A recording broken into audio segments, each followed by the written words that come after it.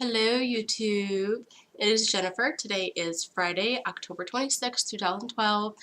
This is not like a week update thing, so I have to make this video today just because I have had so many things happen this week in terms of weight loss and issues with my body and just thoughts that I have in my head that I had to make a stupid list. Do you see this list? This is a list of crap I have to talk about, and if I have to wait till Monday to talk about this stuff, my video will go on and on and on and on and on forever. Which I know for me is probably really rare, right? Like I never ramble in my videos. Yeah, right. Anyway, oops, sorry. Just totally back thing up. Anyway, I'm just going to talk about this stuff because I don't want to ramble on Monday. I just want to do like a quick update on Monday because I don't think I'll have much to report anyway in terms of how much I've lost or if I gain. So anyway, let me get to it. I was watching somebody's video. I don't even remember who it was because I've been trying to catch up on all the YouTube videos lately and comment on as many as I can and try to be as avid as a watcher as I am a creator of these videos. So I was watching somebody's video, or maybe it was a comment that I seen on YouTube, but it made me think about how there's a lot of people who have not had surgery who really want to take every opportunity they can to critique you when you're not following your doctor's orders. Now, first of all, how these people who have never had surgery before know what your doctor's orders are, I have no idea, unless you tell them. Like, I'm very open on Facebook and on here about what my doctor wants me to do and what he doesn't want me to do.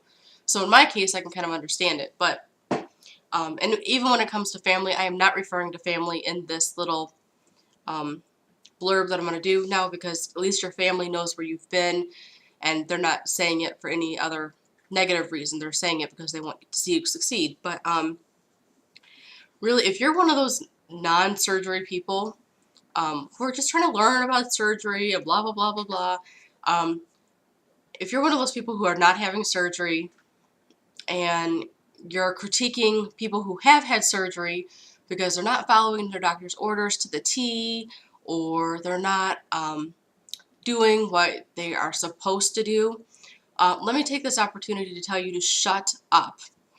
Like, seriously, shut your mouth. None of us want to hear it. We really don't. There is not a single human being on this planet who goes to the doctor and follows their doctor's orders to the T, whether it be with surgery or diabetes or like any kind of autoimmune disease or even the simple cold and flu. You still don't follow your doctor's orders to the T. You follow them according to what works for your life. So when you're having weight loss surgery, or you already have had weight loss surgery and you go to your doctors and they tell you don't do this and do this, those are guidelines that they give across the board. They are not going to work for everybody. They are not going to work the same for everybody. And for some people, they're actually detrimental. So as an individual who has had weight loss surgery, I know what is good for my body and I know what is bad for my body. And even when I'm doing something that I know I shouldn't, like my obsession with frozen Cokes, I know it's bad. But I'm not perfect, and I'm so close to cussing. I'm not perfect. My obsession with frozen Cokes has pretty much come to its end now, just like my obsession with chicken noodle soup is pretty much coming to an end now. And now I'm obsessing with, like, other things. But that's just how my body is, and I've still lost weight in this amount of time. I'm still doing what I'm supposed to do in every other way. I'm still being successful on my own terms. So to those people who want to give me advice all the time and want to, like, lecture me because I'm not following my doctor's orders, please shut the F up. Seriously, I don't want to hear it. And I'm saying this on behalf of everybody who's ever had weight loss surgery, because you know you want to say it to people too. Anyway, now on to a nicer thing, because I'm starting to get a little worked up. This week, there's no way that I would know that I had gastric bypass. I feel like I've had the lap band, and I find that quite ironic considering so many of my friends have had issues with their lap band. Melanie Sky Moon had a scare with her lap band. I'm glad that she's doing well. Banded Stephanie ended up having a slip band and had to have emergency surgery and almost lost her band, but thankfully she was able to keep it. So it's just kind of ironic that out of all the weeks that I could have this feeling, it feels like I can eat maybe, like, sorry, it's Doug. Anyway, texting me. We text all the time. But we're just friends. So stop. All those people out there and on Facebook who keep thinking we're dating, we're not dating. We're just friends. Anyway, I'm losing track. But I really feel like I could eat like 3 or 4. I feel like ravenously hungry. But then I go to eat and I can only eat like 3, 4, 5 bites of something, and I'm so full that I can't physically eat anymore. I'm starting to have a lot of issues with restriction and dumping in regards to sugar, which I've not had before. I feel more restricted now than I have felt since I've had surgery. Even after surgery, I have not felt this restricted. So either my stomach is healing, because I am almost 8 months post-op, and your stomach heals from the inside out between months 6 and 9. It's a little tidbit I learned from Philly Tomcat. So your stomach heals from the inside out between months 6 and 9. So maybe my stomach is healing, and it's at the final stages of healing, and that's why I feel so restricted. Or I have an ulcer. And if it's an ulcer, I'm pretty sure I could just take, sorry, my cat keeps trying to get the picture. One of my cats. I'm pretty sure I could just take some Pepsid AC and for, a couple weeks, and then it would go away. Both are viable options or viable possibilities, because I am close to the time when my stomach should be healing, but I've also been extremely stressed out, and extreme amounts of stress cause ulcers, so it could be either one. But I'm not happy because I'm freaking hungry and I can't eat anything. Today has been the only day when I've started to feel like a little like normal, and I mean post-op normal. Like I made like 5 pieces of chicken earlier just so I could heat them up later in the week, and so I had like 4 ounces of chicken for lunch, and then I was still like really, really hungry, and I was really debating having a peanut butter and jelly sandwich, and I ended up making it, but I ate it really slow just to make sure that I didn't start to feel overly full, and I'm fine. So I had a peanut butter jelly sandwich and a piece of chicken for lunch, and I feel okay now. So it's just weird. Our bodies are so weird after surgery. It's just weird. And then kind of attached to that thought is my taste buds are now changing. Like spices on foods, I need spices because I have no sense of smell, or I have a very limited sense of smell because of sinus issues that I had before surgery. So I don't really have much of a sense of taste, and so spices help me be able to taste things. But if I get even like a little speck of pepper on my tongue at the wrong way or the wrong angle, it's just weird because it feels like my entire mouth is on fire and my eyes start watering, and that's from a little speck of pepper. I mean, it's ridiculous. Or like the thing I'm really bummed about, and you can't see it I don't think, but there's some in here, but my favorite, all I drink is Smart Water and tea. Like usually it's always unsweetened tea, but usually it's like a diet tea or unsweetened tea. And my favorite tea, which is the Gold Peak diet tea, this is the first time I've had it in a while, and it is so ridiculously sweet.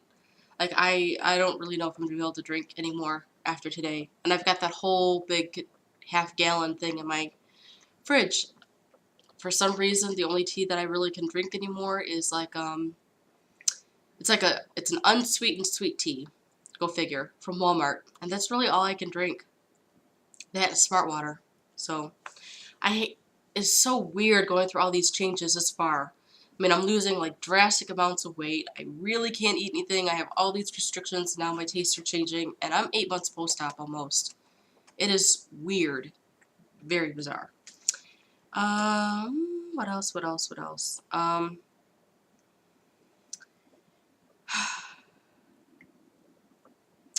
I have some symptoms going on physically. Like I'm really, really, really, really, really freaking tired all the time. You could tell I walked 80 minutes yesterday, technically 90, but we stopped for like 10 minutes to look at Halloween decorations. But I came home, took a really hot shower, and went to bed. So I don't do makeup a whole lot anyway. Like I go through phases with makeup. Sometimes I wear it a lot, sometimes I don't. So this is a result of me waking up and just brushing my hair. But I'm really tired. You could tell because I have dark circles under my eyes, and I know I do. I can't tell on the screen, but I know I do. And I have no energy, and like my muscles, especially in my legs and my back, are so sore, especially in my calves. They're so sore. It feels like somebody's like squeezing my muscles. And at first I didn't understand what it was. Now I'm thinking it might be dehydration. Even though I only drink water and tea, the tea I know probably outdoes, or not outdoes, but the tea probably cancels out everything that the water is providing me. But that's all I drink. But I also think it's because I haven't had, and I didn't realize this till this morning, I haven't had my multivitamin since in like 2 weeks.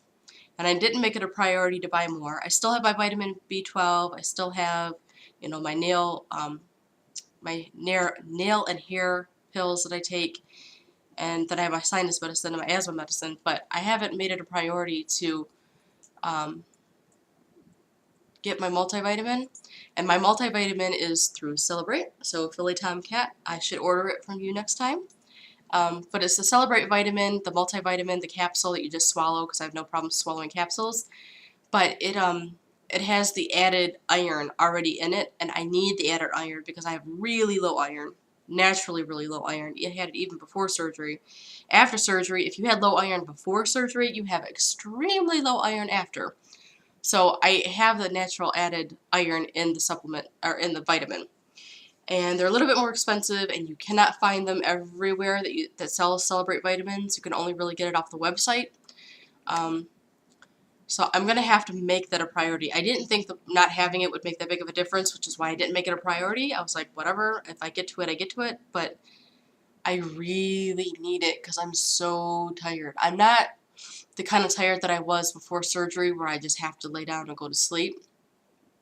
But I don't have a whole lot of energy. I don't have like a whole lot of motivation to do a whole lot. I mean, around the house, I've been cleaning as much as I can. My sister's moving out in a week, so I've been trying to like clean and organize as much as I can to get the house back to my standards and the way I want things. And then I went for that really crazy long walk yesterday. But aside from that, I really haven't felt like doing anything. So I don't know. I need to start taking my vitamins again. This is exactly what happens when you don't take your vitamins.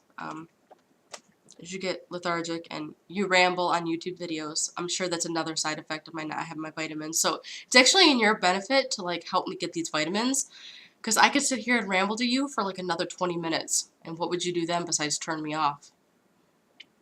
Anyway, I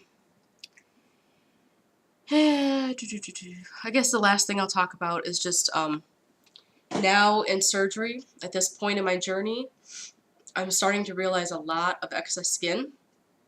Hate it. Absolutely hate it. I don't have a whole lot of excess skin in my abdomen area because I think a lot of that is still fat because I'm still a bigger girl. I don't think I've done a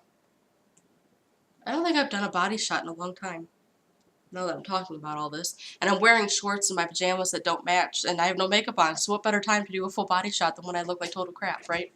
Let me do the full body shot and then I'll talk about the excess skin because you could probably see it anyway. Let me do this real quick. Okay. See, you totally can't tell because I'm in a big, huge baggy t-shirt and stuff, but I'll go back as far as I can. So.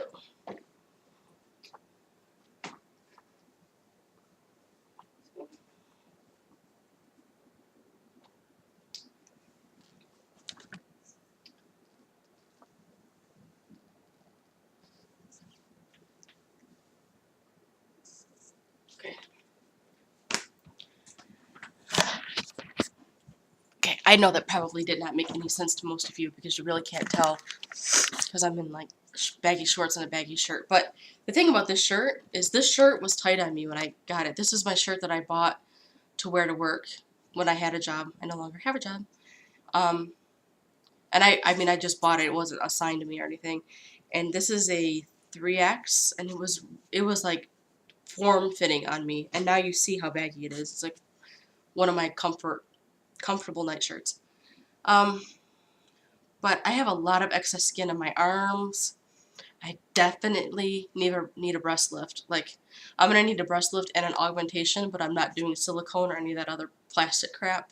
If they could take it, like, off my ass or my arms and put it in my boobs, which, excuse me, I'm pretty sure they could do, then that's what I'm going to have done, because I'm not filling my body up with plastic. or silicone or anything else. But I need an arm lift because I will even show you this, and this is disgusting, and I'm sorry, but